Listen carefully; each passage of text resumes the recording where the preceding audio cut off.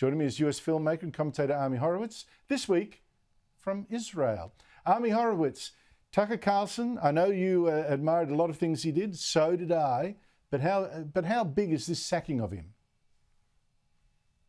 Yeah, no, it's a massive earthquake across Fox News and the greater media landscape for sure. You know, in that list of names you said that ultimately parted ways with Fox News, you can certainly add Bacon Kelly. Each of those names, Bill O'Reilly, Bacon Kelly, Glenn Beck, each at one time was the biggest draw on Fox News. And after their departure, as you said, Fox News didn't lose a beat. In fact, in all cases, they grew. I think Fox News, alongside the greater linear broadcast cable news landscape, has a much larger problem than a single individual personality, which is it's got a massive demographic issue. The media landscape is literally changing under our feet at all times, not knowing what direction it's going to go in. So surely those are all issues that all cable companies and broadcast news companies face. And I suspect, and I'm pretty confident, Fox will continue after the departure of Tucker Carlson. Now, Tucker was a friend of mine. Tucker had my back a number of times. I didn't agree with all his takes. Some of them you talked about just now. But I enjoyed the fact that he was a maverick. I liked the fact that he had his own viewpoint. And what I really did not like was the demonization of him on a very personal level. The people were calling him racist, anti-Semitic.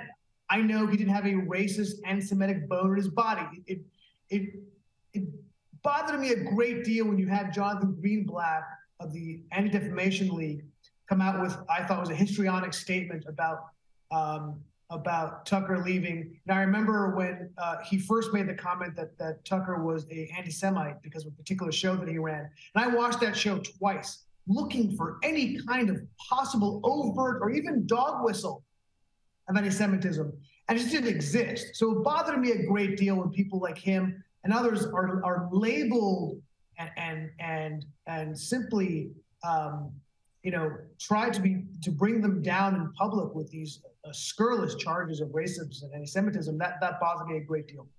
Having said that, I think that I'm hyper alert to that sort of stuff too. I've never considered him less than scrupulous on those sorts of issues. I thought the demonization of him was absurd, but I do wonder how many Fox News hosts have succumbed to the temptation, I said it last week, of chasing an audience that will not accept the truth and out of a fear that the ratings will go down. That is the one thing.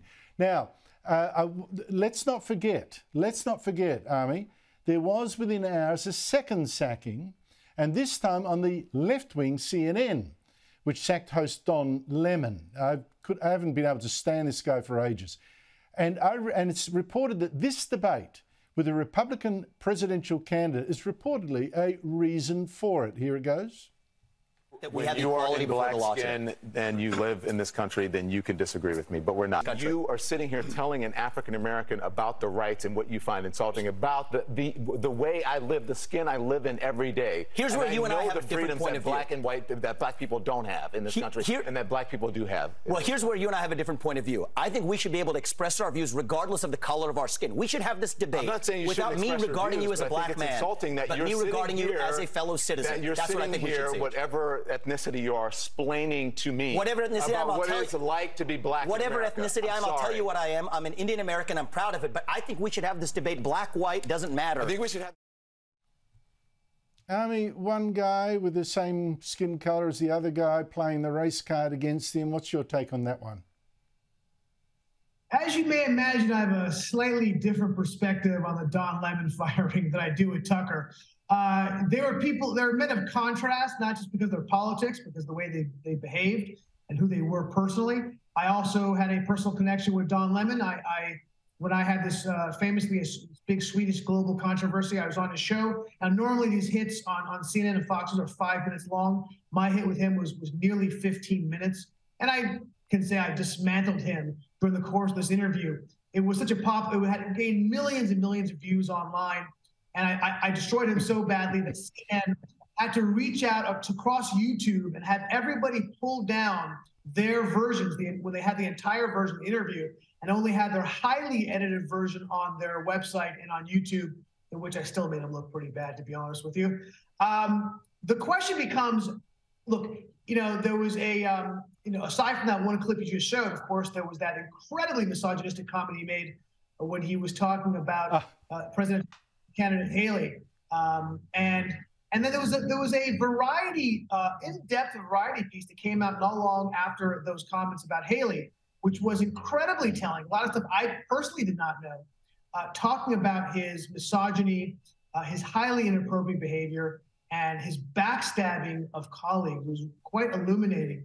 And actually another personal about Don Lemon is that the interview was so popular when I was on. The producers asked me to be a contributor on his show, and I readily agreed because I like to mixing up with people. But of course, week after week, I come with ideas he would never have me on again. I don't blame him. And the last thing I'll say about him. That's the thing. That's the thing, Ami. A little coward, really. But again, thinking himself too big for CNN. He could set the rules. Well, mistake. You can't, and he'll be replaced quite easily. Ami Horowitz, thank you so much for your time. Really appreciate it.